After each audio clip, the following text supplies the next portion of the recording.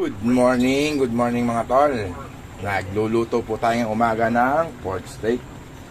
Yan, na-marinate na po natin. Nandiyan na po ang ating white onion. Yan na po ang huling-huli natin ilalagay. Ilang segundong pakulo. Luto na po yan, templado na po yan. Yan na po ang ating pork steak. Yan po ang ating almusal sa umagang ito. Pork steak, ang ating almusal. Malapit na tayong kumain mga tol.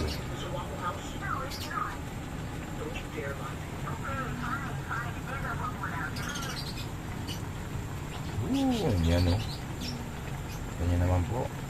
Sariwang sariwa ang white onion natin.